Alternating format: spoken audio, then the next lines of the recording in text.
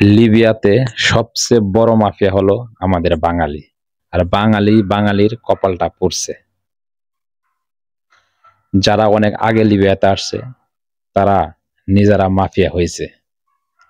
তারা নিজেরা মাফিয়া হয়ে আমাদের মতো যারা নতুন বাঙালি আছে, যারা নতুন লিবিয়াতে আসে, চক্রান্ত করে আসুক আর যেভাবে আসুক, দালালের মিষ্টি কথায় আসুক, তাদেরকে ফাঁদে ফেলে গেম দেওয়ার কথা বলে তাদেরকে আটকে অত্যাচার করে, মারধর করে, টাকা পয়সা আত্মসাৎ করে।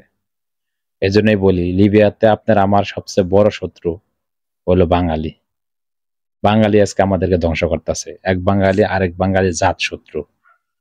আমরা জানি দেশের বাইরে বাঙালি বাঙালির ভাই, কিন্তু এখানে বাঙালি বাঙালির সবচেয়ে বড় শত্রু। কারণ বাঙালিকে আরেক বাঙালি সোনার হরিণ মনে করে, তাকে ধরতে বলে 20 লাখ টাকা নেবে। ভাই, লিবিরা অনেক ভালো আছে। লিবি করে নষ্ট করছে আমাদের বাঙালিরা।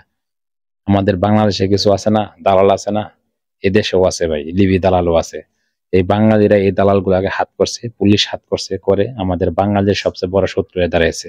ভাই, লিবিয়া শহরটা এত সুন্দর একটা শহর, এত সুন্দর ওয়েদার আমাদের বাংলাদেশেও নাই। লিবিয়াতে কিন্তু 9 মাস শীত, 2.5 মাস বেশি গরম, আর 1/2 মাস একটু কম গরম। তবে গরমটা খুবই কম। অনেক সুন্দর একটা ওয়েদার। তবে মরুভূমি এলাকা, একটু ভিন্ন, ওখানে একটু গরম আছে। কিন্তু যারা কাজ করে অয়েল কোম্পানি গুলাতে, সেগুলাতে ভিতরেই তারা কাজ করে, ওটা ভালো আছে। কিন্তু এখানে আমাদের সবচেয়ে বড় শত্রু কিন্তু একমাত্র বাঙালিরাই। ওই যে বললাম, আমাদেরকে সোনার হরিণ মনে করে।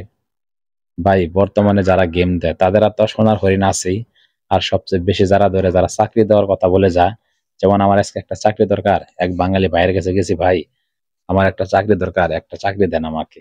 উনি কি করবে, ওনাকে আমি বিশ্বাস করলাম, উনি নিয়ে যার কাছে দিবে, উনি নিয়ে বিক্রি করে দেবে মাফিয়ার কাছে। কারণ প্রত্যেকটা বাঙালির মাফিয়াদের সাথে হাত আছে।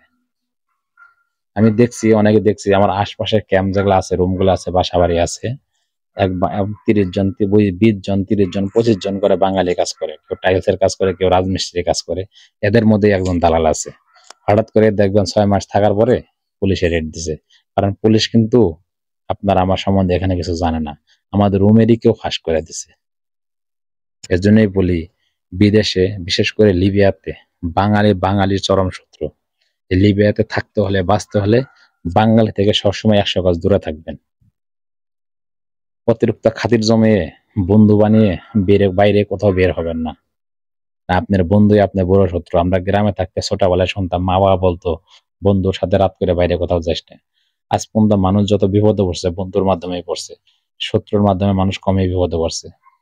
কারণ শত্রু কিন্তু আপনার ঠিকানা খুঁজে পাবে না। শত্রু আপনাকে মরার আগে ভাববে যে আমার শত্রু ঠিক আছে, মানে চিন্তা ভাবনা করবে। কিন্তু বন্ধু আপনাকে বিপদে ফেলতে 10 সেকেন্ড চিন্তা ভাবনা করবে না। এই বিদেশের মাটিতে আপনার আমার সবচেয়ে বড় শত্রু হলো বাঙালি। বাঙালি থেকে দূরে থাকবেন, বিদেশে ভালো থাকবেন।